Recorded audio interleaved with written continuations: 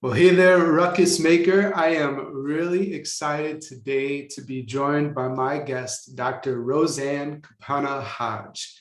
And she is a mental health trailblazer, founder of the Global Institute of Children's Mental Health, and media personality who is changing the way we view and treat children's mental health. She is known for brain-based solutions for struggling kids, and her work has helped thousands reverse the most challenging conditions such as ADHD, anxiety, mood, Lyme, and PANDAS using proven holistic therapies. She is often featured on dozens of media outlets. Dr. Roseann, welcome to the show. Well, I'm looking forward to this, and I'm always going to be the first person that you've done the live with, so that's pretty exciting. It is exciting. I'm feeling a bit nervous, but happy to do it with you. Jesse's running co-pilot. Live audience is here, so this is great. I wanna start our conversation off with a story about the worst case of ADHD that you've ever seen. And so take us to that moment, Dr. Yeah. So, this is my 30th year in mental health. And, I think anytime you work with kids, you always feel like you've seen everything. But probably almost 20 years ago, I worked with a boy. His name has been changed to Alec. And he, to this day, had the worst case of ADHD I've ever seen across age, gender, ethnicity, income level. And why is that? Well, Alec was one of those kids that had the attention span of a flea. And if I looked left, he was climbing the wall on the right. And there really was never a time where that wasn't the case. And his mom had come to me, and these were people that had a lot of means to get their kid help and had tried, you name it, had tried everything. And they came to me because they were told I was a fixer. I was a detective. I was a person that made things better. And, when I went to visit him at school, if you can visualize, he looked like he was having seizures at his desk. He was contorting his body all over the place. He was getting literally zero work done, despite having almost a near perfect IQ, which was almost a circus event in itself to get that, measured. And so, off mom went and to try psychiatric medication. And what happened was he had cardiac problems as a result of the psychiatric medications, and they had to stop. So we tried a bunch of different behavioral things, somewhat improved, but essentially he wasn't getting by, not even, for 10 minutes worth of work without needing behavioral support. And that's a lot on a kid. It's a lot on a parent, and it's a lot on a teacher. And so what happened was a few months later, his mom called me and said, hey, Dr. Roseann, what do you think of neurofeedback? And I said, hey, I wrote a paper on it in grad school. It's pretty awesome. There's nobody local. She said, I know. So she went and drove 3 times a week for a few months. And I happened to be out in town, and Alec walked up to me, put his hand out and said, hi, Dr. Roseann. I turned to his mother, said a potty word, and was like, what medication do you have on this kid on? Like, what's going on? And she was like, that's neurofeedback. And that literally just changed my world. I already was integrative and was already realizing what we were doing and how we were supporting kids with any kind of learning or behavior or attentional issue. Just wasn't really working in the day-to-day. And fast forward all these years later, of course, he's a super amazing, one of the most chillest adults I've ever known in my life. And you would never in a million years know that he was the most hyperactive kid with ADHD I've ever seen. So he's doing great on every level you could think of. So super proud of him. Dr. Roseann, thanks for sharing that story. Sometimes I could be a bit of a slow learner. So I'm just curious in terms, when you said neurofeedback, can you unpack that for me a little bit? That's a new idea. Sure. Well, I can unpack neurofeedback all day long because I'm nerdy like that. So let's make it really simple on what it is. So neurofeedback, through the use of technology, we teach somebody 3 years and up all the way into their 80s how to regulate their brain. And how do you do that, you ask? So the computer gives reinforcement every time a person produces that healthy combination of brainwaves that lets them be focused and calm. That's pretty much what all types of neurofeedback are going to have you achieve, that calm focus. That is awesome. I always try to equate it to, like, you wake up on a Saturday and you got to sleep in and you got to have a cup of tea or a cup of coffee and you have the whole day to yourself and you just feel really good. That's kind of how neurofeedback is. And so, really what happens is, this is based on operant conditioning for all of my school peeps. And you're just getting reinforced every time you produce that healthy combination, and the brain learns to become healthy, just like working out. It's building a muscle. So super pleasant, tens of thousands of research studies, 3,000 peer-reviewed studies, from everything from ADD to anxiety, OCD, you name it. There's a lot of research to support how effective it is in regulating the nervous system and brain. Brilliant. And that story that we started with, and now you unpacking a bit what neurofeedback's all about. When it came to that student who had the worst case ADHD that you had, what did that experience teach you about the limits of healing? Yeah, I was so classically trained, right? When you're going to school to become a psychologist, and I was trained to be a school psychologist and a clinical psychologist and a therapist all in one in our program. It was pretty cool. And so what are you taught? You're taught about psychiatric medication. You're taught about talk therapy. If you're lucky, like I was taught about, behavioral support and how to reinforce behavior to get, a behavior that you want to have a kid do, right? How do you shape behaviors? I learned a lot about that, and how do kids learn and process in the brain. But what I learned from Alec, and I'd already been learning this because I was working in psychiatric hospitals and special ed schools, is that you could have great teachers, great buildings, great parents, great therapists, and some kids just weren't getting better. And so what he taught me was there was another way. There was another way beyond, and actually not another way, many other ways, when we look at research and how to support the brain to get kids' behaviors to reset. There was so much more. There was nutrition, there was homeopathy and supplements, there was different types of psychotherapy beyond traditional talk therapy. And there was also a lot to do. I learned so much from schools about how the right environment and the right mix of kids could make a huge impact on a kid. And not just on that kid, but on the community in itself. So that was an amazing experience for me. And I was very grateful that I had worked in psychiatric hospitals, because I got to see what worked with the hardest kids. And once you know what works with the hardest kids, everything else seems like you can crack that code. You can make it work, Yeah. Well, I think it's like Sinatra said, if I can make it in New York City, right? If I can make it there, I can make it anywhere. So Yeah.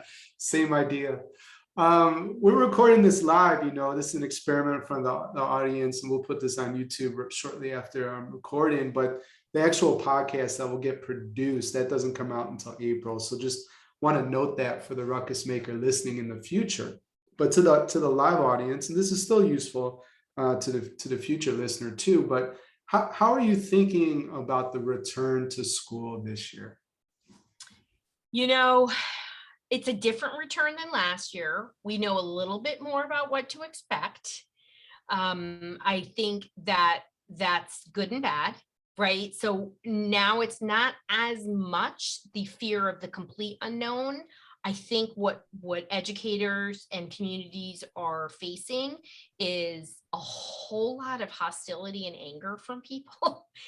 People are very stressed, and some people are taking care of things and recalibrating and learning how to take care of themselves, but many aren't. And so we have a community, a consciousness of people that are stressed in a way that I've actually never seen before. And so they're bringing that to school, right? And somehow schools have become the fix-all for everything, and it shouldn't be, right? We are a community, and you can't over rely on one part in the community. All members have to do their part, right? I think the thing that I am, seeing is that, and I have been seeing for 30 years, is how are we supporting parents? How are we supporting, teachers? How are we supporting people to know what they should do? Right. So we talk about what the problem is, and we never talk about solutions. And that's except for medication. Right. And there's a whole beautiful world in between. It has a lot of research. And so that part always worries me. I know that's why, I do all this media, and people like me in the media because I'm common sense. I give real solutions for real problems all the time.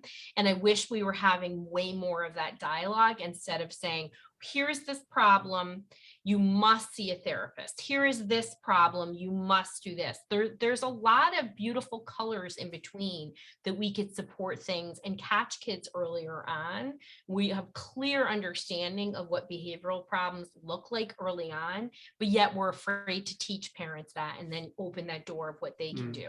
So I think when I think about returning to school, when I think about this year, I don't know that we have anything proactive in place moving forward.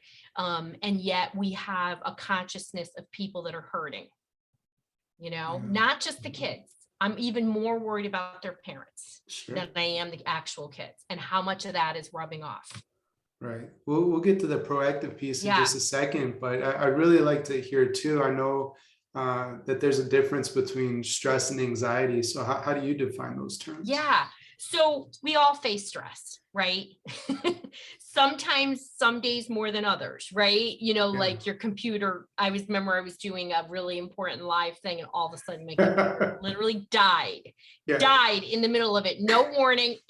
So this girl always has a backup next to it, right? And I just was like, I could feel my autonomic nerve. So what controls your stress response is something called the autonomic nervous system, right?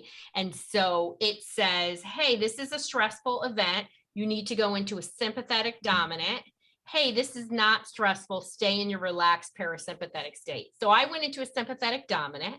I started to sweat, remained really cool, and I was able to get back online in about 90 seconds on my second computer, because this girl is smart and leaves it set open, and all I have to do is click a button and get right back on. So I didn't have to monkey around. So I heard that death cry of that computer. I knew it was the other computer. It wasn't coming back. You know what I'm saying? So, when we face stressors, we have this system that if it's working right, you get stressed, you go to sympathetic dominant, comes back. Now, stressors are everyday things, like something like that. It could be annoying brother and sister. It could be a bus ride that's really loud. It could be, there's just so many things that affect particularly kids in their daily life, right? And some kids are better at managing stress. They're just more stress resilient. They have good coping skills. They just don't view stress in the same way. And we can talk about why that is. Some of it's temperament, but a lot of it, most of it is learned skills that come through their parents. That's just really where they learn those skills, right? They'll learn them more in other environments, but the number one determinant of kids' mental health is actually maternal mental health. So, and number two is how autonomous parents are parenting a kid. I mean, those are the two biggest determinants of a kid's mental health. It's not what car you have in the driveway, Really? Yeah. just saying that, everybody. Or what college your parents went to school to. Sure. Just saying that. So, we have this nervous system, and then there's times where kids have lots of stressors, and some of it are really valid, like what's on your table for dinner. You're living in a high trauma, crime-ridden neighborhood. These are real stressors that are going to constantly activate a kid's nervous system, even if they're safe. They're going to be around highly traumatized people that are violent. And so in an area of violence, this is what we know about areas where there's high trauma areas, violence and agitation follows. It's just what happens. And so they're getting activated by everybody else's activation. So their nervous system can't go back down. So stress is a normal response to things that happen in your life. When does it shift over to anxiety or a clinical condition? So when a person's stress level moves to clinical anxiety, it is interfering in their daily life. It's interfering with their learning. It's interfering with their attention or their relationships with other people. There has to be a negative outcome. Now, I think the thing that people don't realize about clinical issues, not just anxiety, but all clinical issues, is that the majority of kids and adults with clinical issues are functional and can be highly functional in more than one area.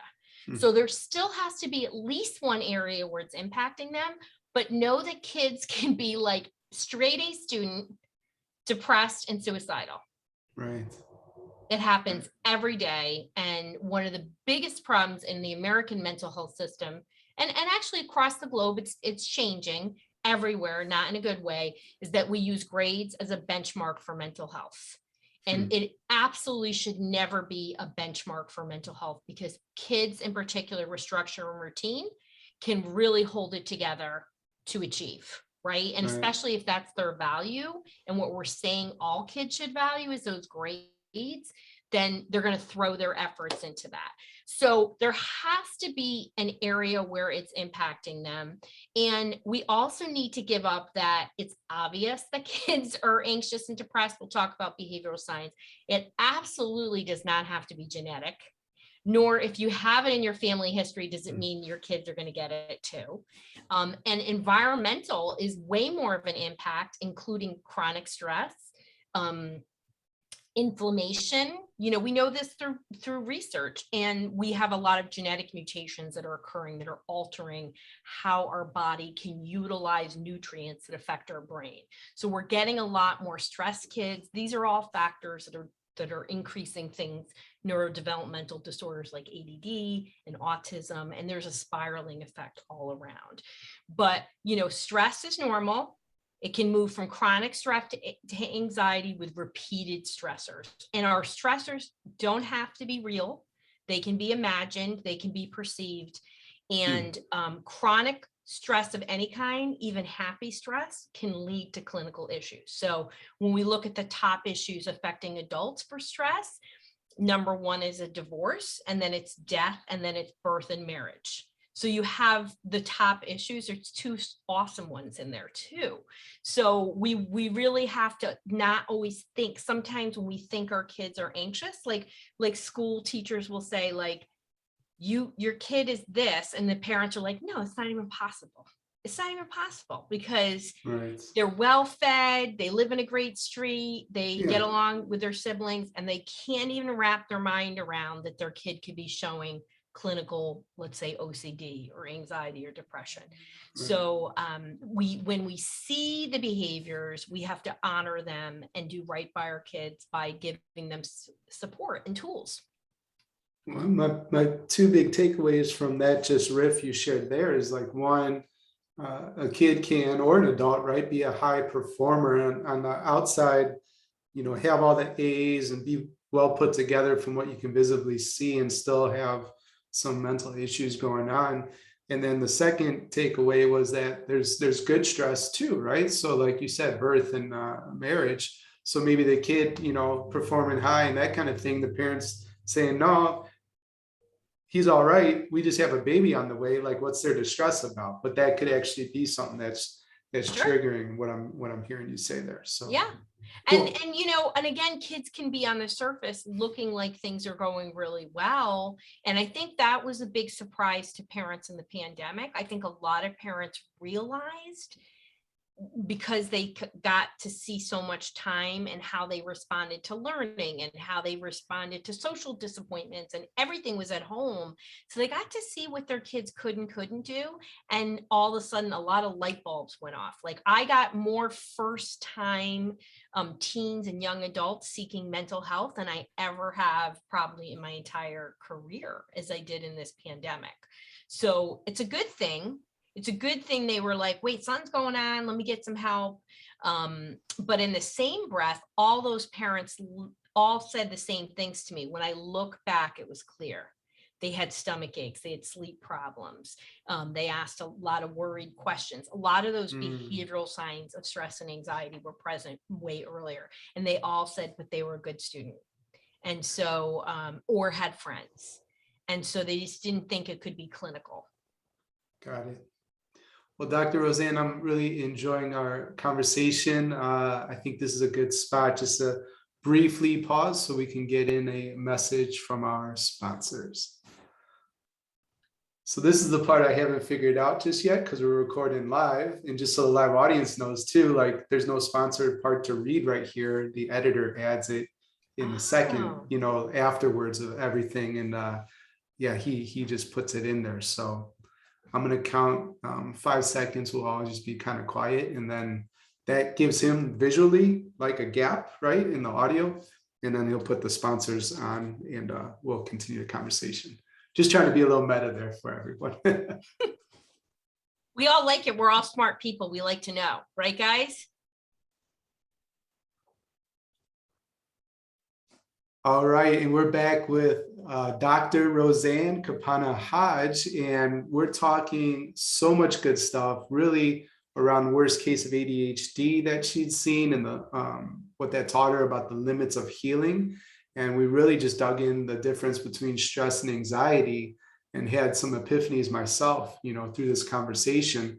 Where I'd like to take us now, Dr. Roseann, is that leaders struggle with being reactive, and probably even more so. I think in the pre-chat you told me you've never seen leaders so reactive than currently because of the stress of the pandemic. So in your view, how can leaders become more proactive this school year? I mean, I think all leaders, all community members, right? A good school has community members, and you can tell a lot about a school based on their leadership, right? And I think one of the things that is desperately missing, that it's so clear in this situation that we need, is that everybody needs social emotional support. We need to be able to not be so reactive, not be so stressed, and we need to teach kids how to do that. We need to support our teachers and other administrators, because I feel like they're so battle weary, right? And we still have, they're still not only supporting the kids and their anxiety, they're supporting some very agitated parents right now. I'm not saying that everywhere, but we are seeing such dramatic incidences, even as we return to school, of violence. Whether you believe in masks or not, nobody has a right to get hit or smacked. And we're seeing this, right? So, and we saw it as people were traveling, right? The amount of acts of aggression of people traveling is like through the roof, right? So I think one of the things for me that I know, if we look at science, you have to have, I always say you have to power down to power up, and we need to be able to regulate our nervous system. And so by having mindfulness-based activities, which is something schools have been doing for a while, but maybe not as proactively, I would love to see a 15 to 20 minute period every single day in every single school across every age of things like breath work and meditation, yoga, whatever it is.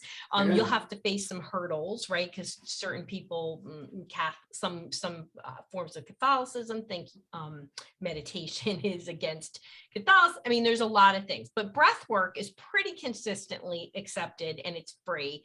And why are we doing this? Well, we know that if your nervous system is in that sympathetic dominant state, no learning can take place. The brain will not allow it when it's in a fight or freeze mode. It's literally your executive functioning skills, or your brain, that part of your brain goes offline. You're not able to pay attention, think, or take action in a way that's helpful. And so if we were to take, by the time you settle the kids down, 10 minutes, right? So you have a 15 to 20 minute period, you give kids a chance to kind of plug in. What are we doing? Well, we're getting kids out of that fight, flight, or freeze. We're preparing their nervous system. to learn, pay attention, take action. We're also going to be cutting down on all those reminders from kids that are showing overflow behaviors like agitation, hyperactivity, withdrawn behaviors.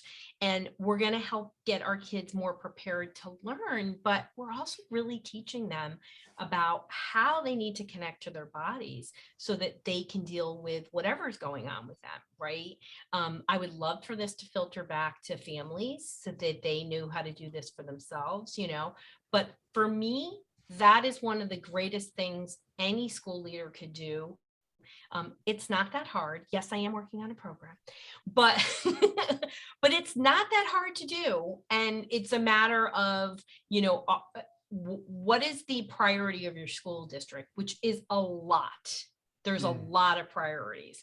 And we've moved in these 30 years, we've moved to academics first, everything else second, with then throwing even more on the plates of schools, right? Social emotional development. But if kids are so agitated, they're not going to make the right social emotional choices.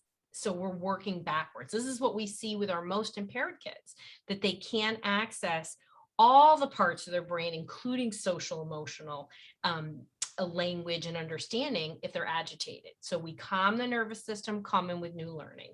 And in case of schools, we're calming the nervous system so they can learn. Yeah, I so appreciate everything you shared there, in a 15 to 20 minute period for students to have mindfulness, breath work, meditation, whatever you want to call it. And for some people that could be a spiritual experience, but it can, if you do the work, dig into the research and the science of it, just pausing, being able to focus on breath and note what's going on in your monkey mind, right, and the emotions and all this kind of stuff. Your ability to focus, to demonstrate empathy, just to be present, like everything levels up. And so this is a really awesome opportunity for schools. And the last thing I'll add is I see such a need for it as well with leaders that I support. I'm actually in a prerequisite course to then go on a 2-year study of becoming like a mindfulness certified teacher, because I want to be able to show up and serve my school leaders in that way, because I think that would be a gift. And so anyways, I'm all in on what you were saying. So thank you, Dr. Roseann, for sharing. It's what we have to actually be explicit about it now, because our kids, unlike our generation, we had plenty of downtime, right? We had power off time. And these kids, they have a lot on their plate. And we have to address, each generation has its own challenges, and the stress levels and the amount of overstimulation is so extreme for all kids, younger and younger. We need to counter it. I mean, there's just, it's what the research says, I'm all science-backed solutions. This is what we need to do to move forward. We can't just keep talking about the problems. We've really got to address it with concrete solutions.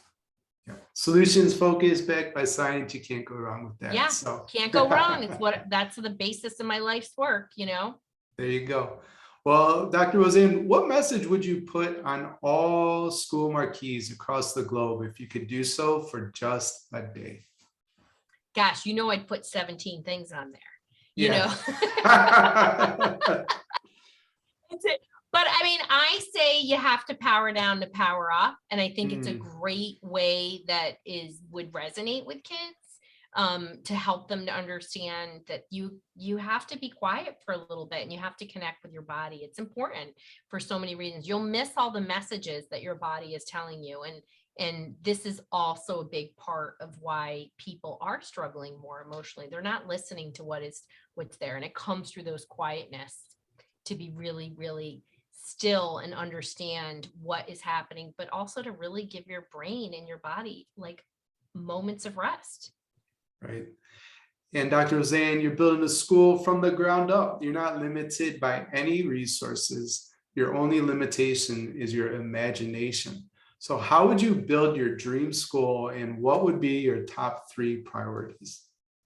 Yeah, well, I mean, certainly a social emotional curriculum that's brain-based, that's neuroscience-based, that's really deeply psychoeducational for kids. I mean, I teach kids as young as 2, like, this is your brain and this is what it does. And kids need to understand the why, so they will do things for themselves. And I love that.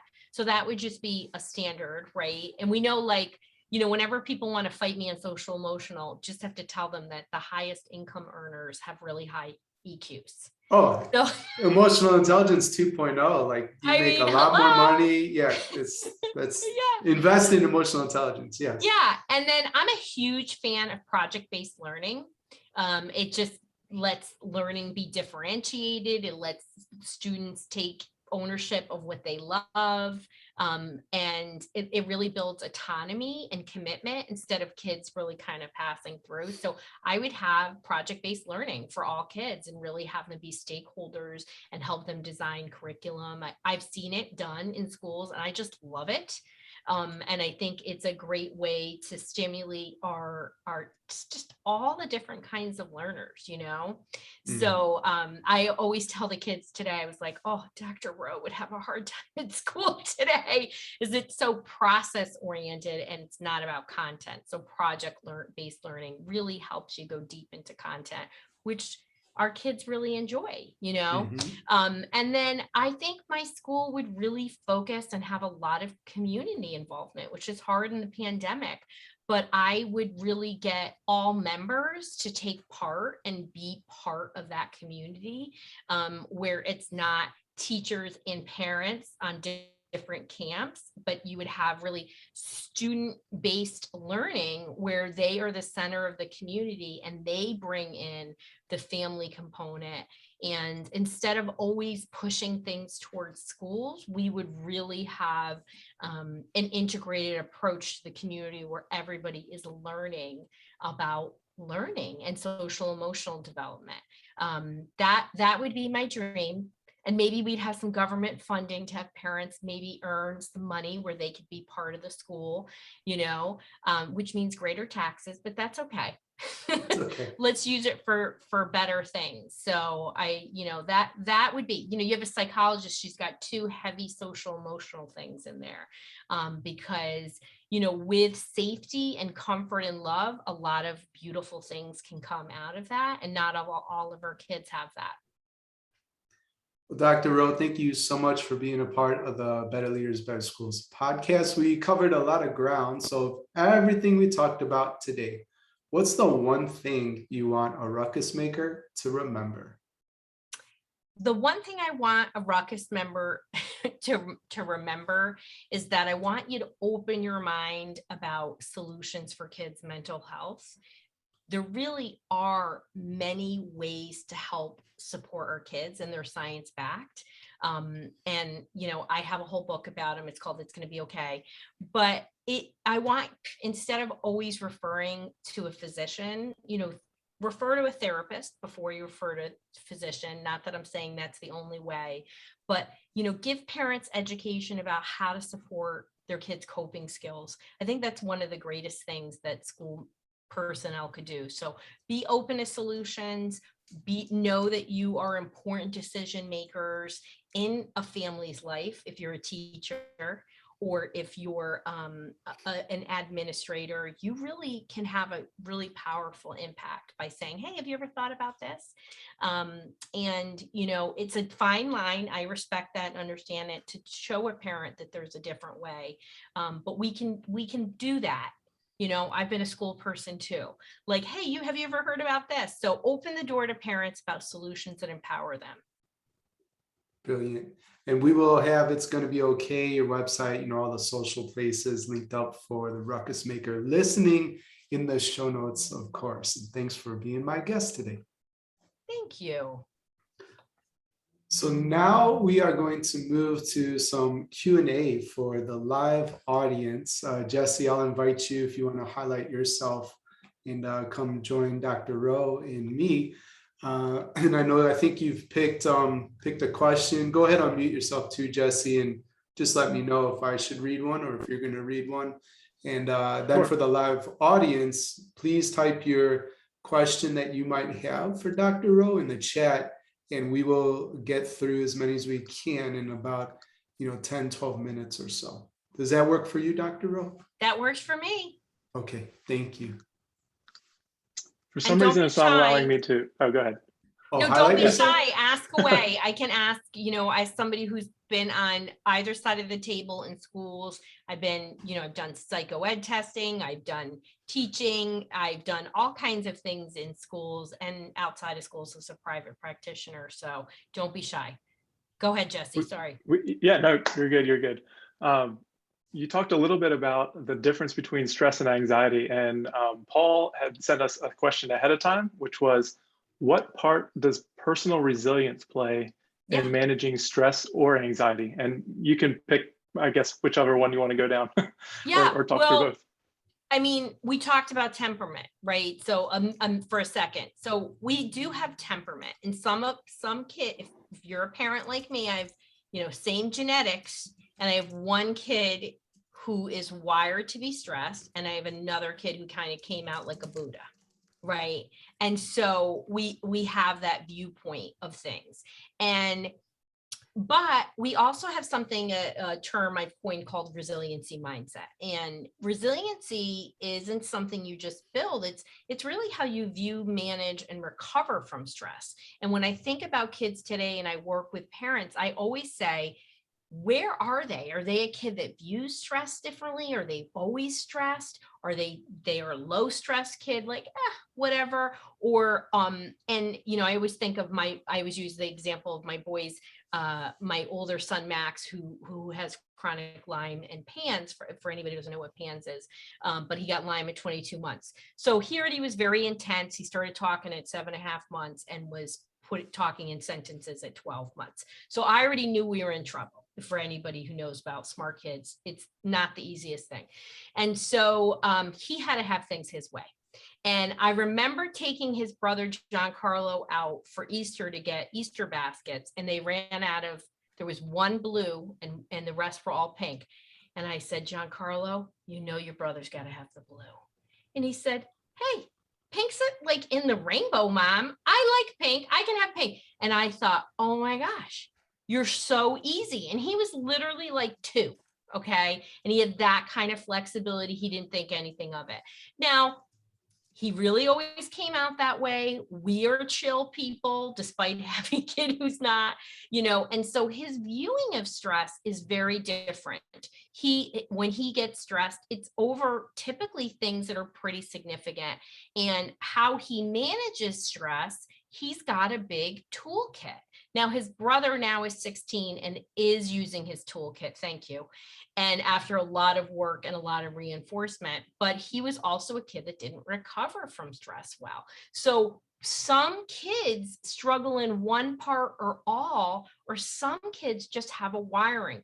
But what we do know is that you need, autonomy supportive parenting is a type of parenting you may not have heard about. It's sort of a blend of positive parenting, and just really focuses on giving kids bumpers to help them be, learn and make mistakes, which I love. We don't really let kids make mistakes anymore. I mean, when we were all kids, we were allowed to kind of do things, make mistakes, and it wasn't going to show up on Facebook.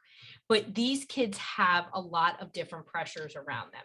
So learning through mistakes is a great way for kids to feel uncomfortable. We actually want our kids to feel uncomfortable. We want them to be like, wow, that's what anger actually really feels like. That's what grief feels like. And this is how I manage it. And we want to reinforce our kids. We want to model them. So that's really, really helpful in learning those coping skills and helping kids be more resilient. Resilience comes through actually having a hard time. So we don't want to constantly avoid things sort of the way that we are in our society, if that makes sense. Stress of parents. What are ways you might suggest for an adult or support? So kids and adult stress management don't look that different, right? At least healthy responses, right? So what we really want to do is we have to take care of ourselves. And this isn't a message we're actually giving adults, parents, whatever you are. You have to put your oxygen mask on. So it's what we know is you need at least 10 minutes a day of some stress reducing, supporting the autonomic nervous system activity, breath work, yoga, meditation, neurofeedback, biofeedback. There's other things, but that is the number one way for an adult to take care of themselves, because if you're revving high, you're going to be agitated, right? Like all of us can think of that time where like, oh, I wish I hadn't done that, and 9 times out of 10, you were super stressed, you walked in this situation and really it boils down to not taking care of themselves. So that is my number one way to do that. And then supporting a parent who's coming to you. I find that I like to validate, like, I hear you, Mrs. Smith. I can't even imagine what it's like to have 3 kids on the autism spectrum. Like, how are you taking care of yourself? What can I do to help you? Right. And people are approaching you with a lot of anger. I think that's a great way, is validate and then really lead them to positive solutions, which sometimes is not easy to do. So I think that's really the thing. Okay, so what do you advise school leaders doing for themselves? Same thing. I think one of the important things school leaders need to do for themselves is actually set boundaries. So, setting boundaries is an evolutionary process. Usually as you get to your 40s, you learn how to really set boundaries. And when we're leaders, right, we're all here, we're running the ship, and we want to be loving and positive, but we also want to make sure that you are taking care of yourself. And that means by letting people know that, you aren't a punching bag. Hopefully you're not, but you're not always, you can't always do things for people.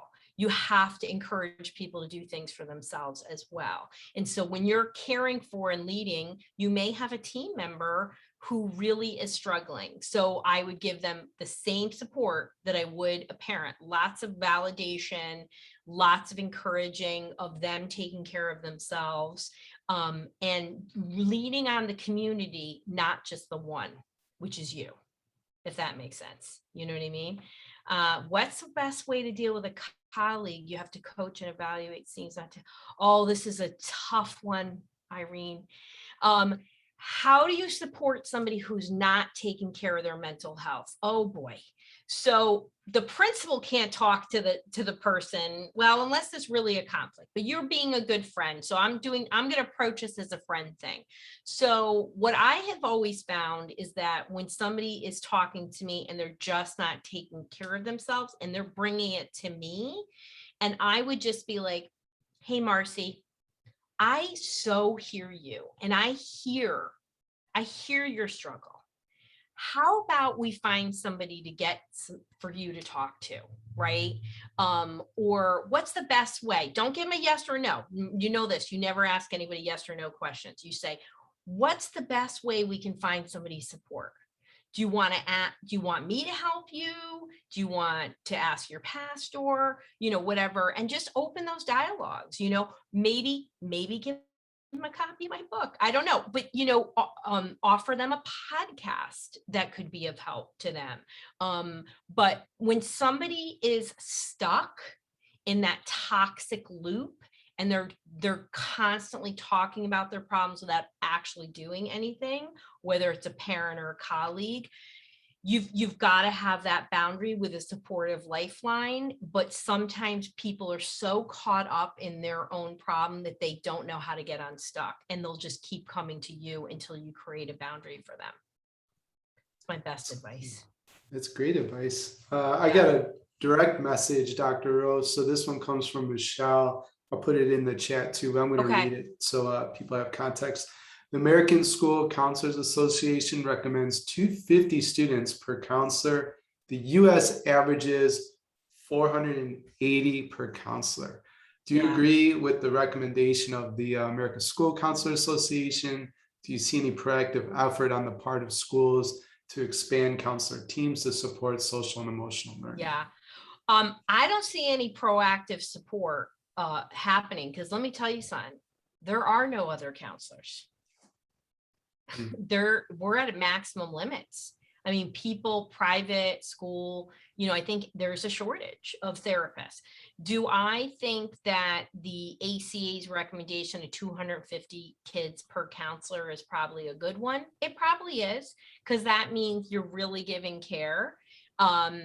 It's so hard because sometimes you're in a really a high risk community where you're highly traumatized. How could one counselor service 250 traumatized kids? Then you're in another place where, like there's a lot of kids have therapists, and 1 to 500 seems fine. And they don't have the same trauma.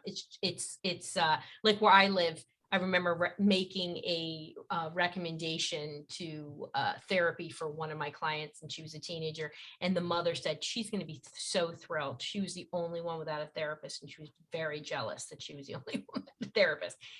That is kind of where I live. So each area has their ways that they do things, and mental health can be acceptable or not. So I think what has to happen, we know what the signs of mental health issues are. We know that research from NAMI 2019 takes 11 years from the onset of a mental health problem before somebody gets appropriate help. It's 11 years. That's pre-pandemic. So we know that we need greater earlier intervention. We're going to have to get creative here, people. We're going to have to really start doing larger education. We're going to have to, the problem is we can't, and I'm not putting this all on parents, but we know that parent mental health is a big determining factor in kids' mental health. We've got to do a better job of doing community involvement, in teaching parents why. Right? We can't just tell them you have to do this. You really have to help them understand why it's so important, because there really isn't a parent in the planet that doesn't want the best for their kids. They may not have the skills to actually do it, but they always want the best, right? But I think this is a really, really tricky situation. But if we regulate our nervous systems of our kids, we can reduce the demands that they're going to put within the classroom. And so that is something that is controllable, and we can do mass teaching, not to just the social workers and the counselors and the psychologists, but all the teachers. And like I said, I think our teachers are so battle weary. They need their 10 to 20 minutes of regulation too, because who doesn't like that? I know my day doesn't go the right way unless I take care of myself. 20 minutes in that chair today, right? Because we all need that. I think this will be our last question. It comes from Beth. I'm going to read it to you because she turned it in a little earlier today. But it connects from the idea of boundaries, which you brought up earlier. So can you just riff a bit on healthy ways to say no? Here's what I'm going to say. I know everyone thinks setting boundaries is bad, and you think you're being rude, but you're actually teaching them a lesson, because probably nobody has set them those boundaries. Because if they're constantly stuck, right? We all have our buddies that we talk to, like, and my friend, I'll be like, oh my God, I can't believe I'm talking to you again about this, and then I'm like, they're like, come on, let me hear it. And then we do it. I'm like, this is what I'm going to do. And they're like, that sounds like a good idea. Then you have your other friend where it's literally every single time it's the same thing. And you just hear stuck. And, we learn a lot of how we cope with stress by how the people are around us, right? What's in their toolkit. And so they may not have the toolkit. In their toolkit may not be boundary setting. And I think, I have to manage a lot of people, and I have over the years. And let me tell you, therapists are not easy to manage, right? And especially when you have a whole bunch that, like, I've had at times where some that are more emotionally led versus logically led. And so it means that I have to be on top of it. I have to have clear expectations and boundaries, and in a lot of mentoring and love. And I think I have lots of conversations every day with people that are hard topics, right? I have this way of talking to people about hard things where they don't feel bad about it. And I think when you always say, like, Betty, you know how much I adore you, but I hear you're stuck. You know what I mean? Like, and so versus like, I am so sick and tired of hearing about this. I mean, those are two different ways. And the second one is not good. So approach it with love, approach it with kindness, and be there to say, let me help you. You know what I mean? So, oh, I'm glad, Cecilia. I think that's, I'm glad. And then somebody said, what do you do when there's no counselors in your schools? You got to get this out there. You know, maybe put this out to partner with a community agency, see what other things that you can do, you know, whether it's, you know, the Catholic services or the Jewish Center, or there's some other social service agency that maybe you can lean on for support in your school. And also look for grants. Look to see if there's some other virtual position or something that somebody can offer support. I mean, every school needs mental health support. And if at a minimum, they should be advising our teachers how to support the mental health of their kids in the classroom. Cool. Well, thank you, Dr. Rowe. And, you know, it's just great to see these questions recorded in front of a live audience, which has been wonderful as well. What an experiment to run with you and with Jesse. So thank you for that. As you exit out, I'm speaking to the live audience now. I'd love for you to type in your #1 insight from our conversation today. Would you take a moment and just type that into the chat? Because I think that'd be a really generous gift to give Dr. Rowe. Oh, I would love that. Yeah, as we end this conversation. And then we'll read them out too. So I got it open. I can see it in the chat. But yeah, this is sounds really good. Cool. Well, it's fine. And I'll send them to you on the other side, but you can see them coming in already. Yeah. So thank you so much for your time, everybody, and Dr. Rowe and Jesse, way to be my co-pilot. Yeah, you can have a massive impact on the work. So have a wonderful school year, set that positive intention. It's, you know, positive intentions make a big difference. And, you know, just sending you all a lot of good juju and blessings. That's all I can do, right? Absolutely. And thanks so much, and go make a ruckus. Bye for now.